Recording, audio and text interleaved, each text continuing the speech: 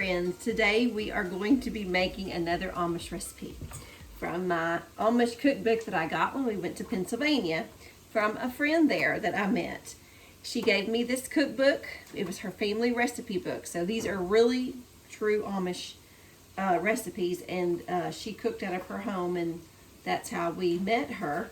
But she this is a chicken and rice casserole recipe, and it sounds really easy, and so we are going to try it. Now, I've already made my chicken, and I'll show you how I did that.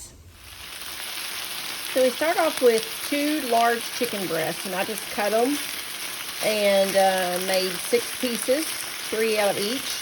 And I'm cooking this in bacon grease, or you can cook it in butter or a little olive oil. I only seasoned it with salt, pepper, and garlic powder. And we're going to cook that until it's pretty much done. It doesn't have to be done all the way, but pretty much done. And then we're going to pull it out. Okay, now that you saw that how I did that, I also have my celery and onions and garlic cooking. Let me show you how I did that. And I'm gonna leave the remnants of that in there right now, and I'm going to put 4 tablespoons of butter in here, and then we're going to cook our celery and our onions. And I coarsely chopped mine. I didn't chop mine really little because we like texture with ours. But if you don't, you can make yours smaller.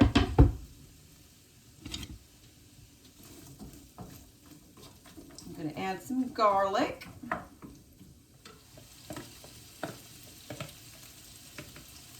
Good spoon.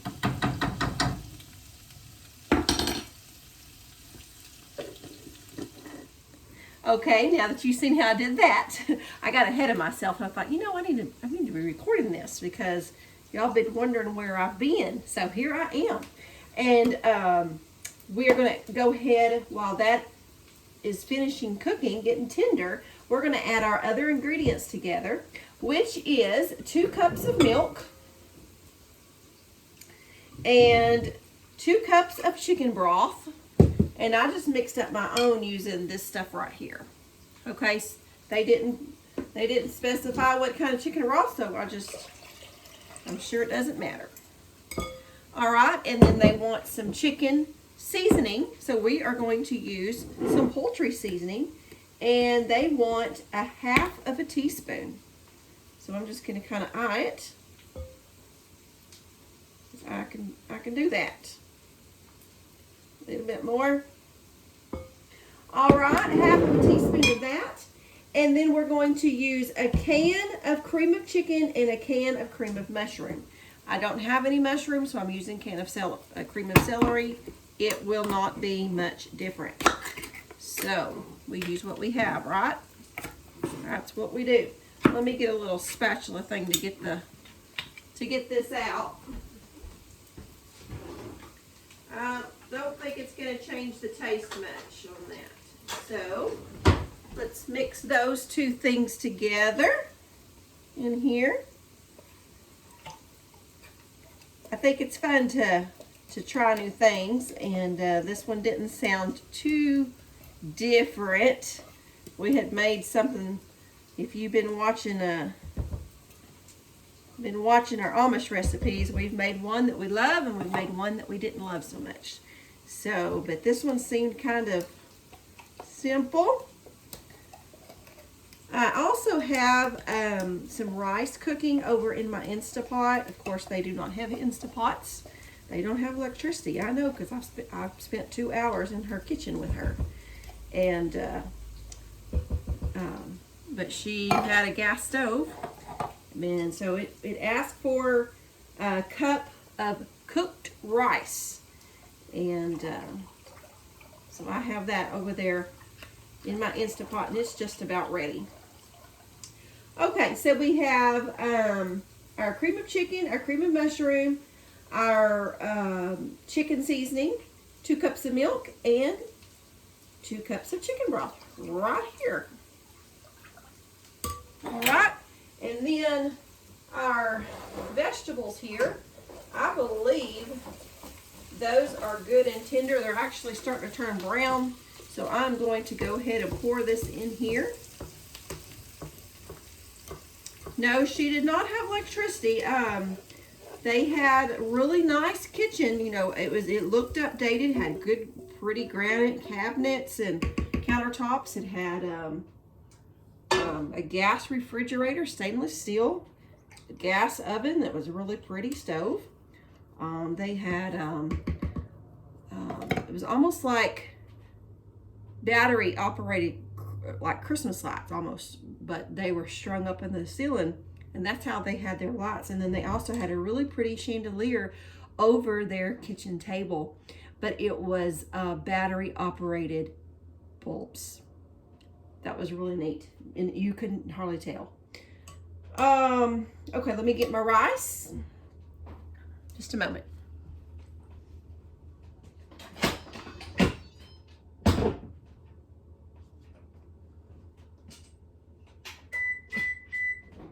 My oven's ready.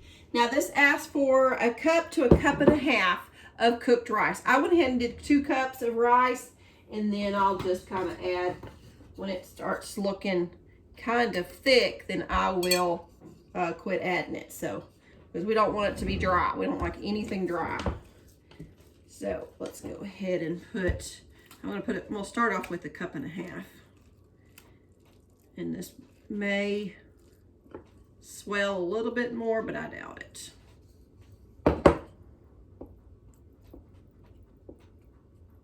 A cup and a half is going to be perfect. So I'm going to keep that other half a cup right over there. All right, and then we have our casserole thing here. Isn't this easy? This is easy. And I've got my chicken that I've already cooked kind of in the bottom. I'm just going to spread it out. Now it does say on here, let me read you how she has it written. She says 2 cups of chicken. So they probably are using canned chicken because they can everything. And you could even use like if you go over by the tuna, you could get canned chicken even over there. You can make like chicken salad with it. But we like more of a piece of chicken. Chris likes that. And so I did strips of chicken, see?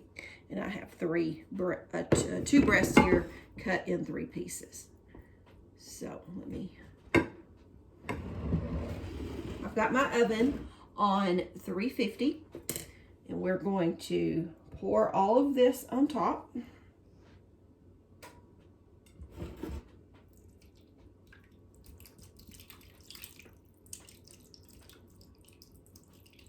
And we're going to cook it in the oven. It says for 35 minutes.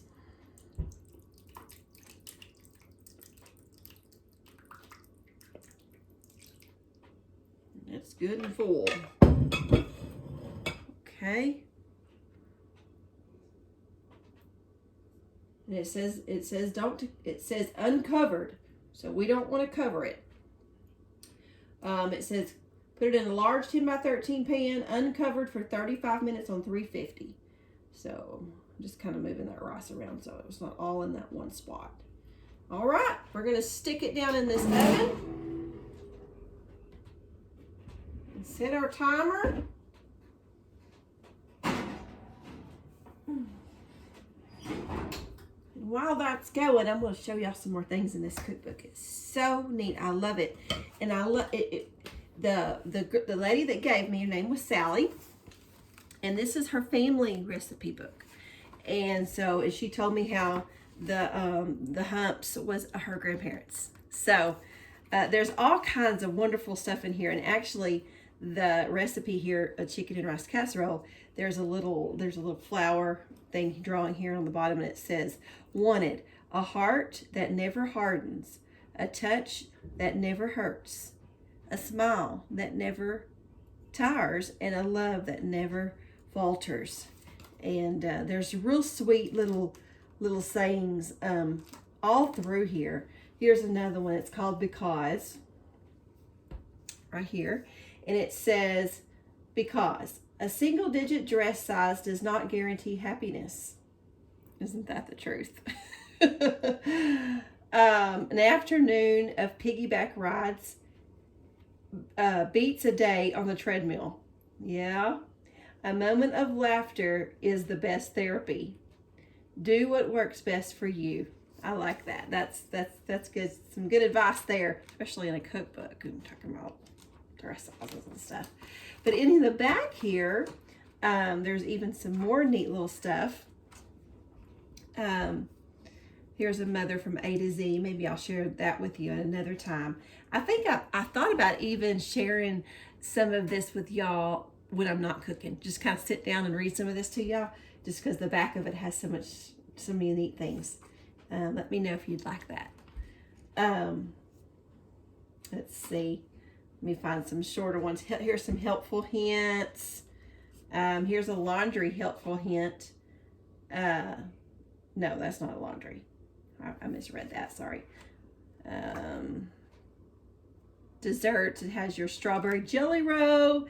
It has coffee cake, peanut butter chocolate chip cookies, caramel nut bars, heavenly brownies, zucchini crab cakes. Oh, goodness gracious. There's so many good things in here. Crusty corn casserole. There's so many things I want to make, y'all. Overnight caramel French toast. Here's one for dot soup. This is a good fat burner. Let's just see what it says. This is large head of lettuce or cabbage shredded, 6 large onions chopped, add green tops if fresh, 2 green peppers chopped, 1 bunch of celery chopped, 1 quart of canned tomatoes with the juice, 1 envelope of dry onion soup mix.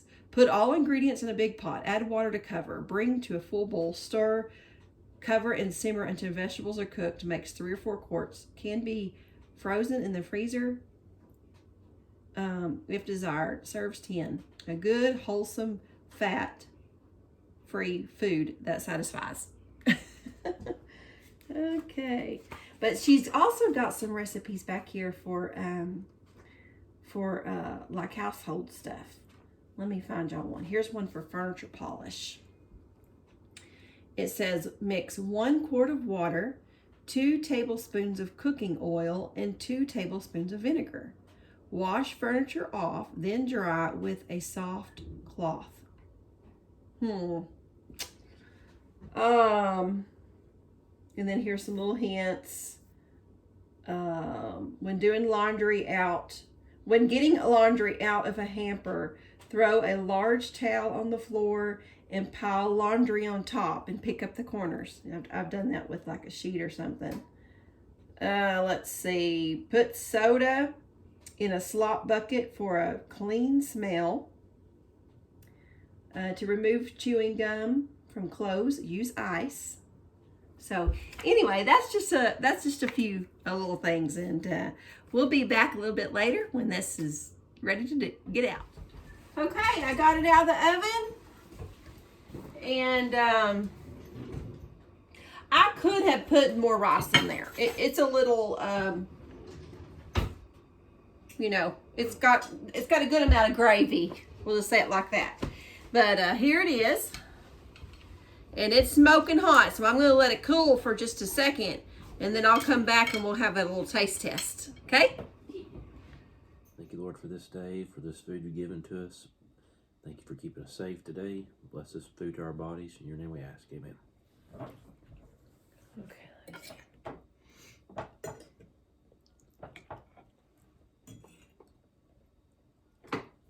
Needs a little bit more seasoning.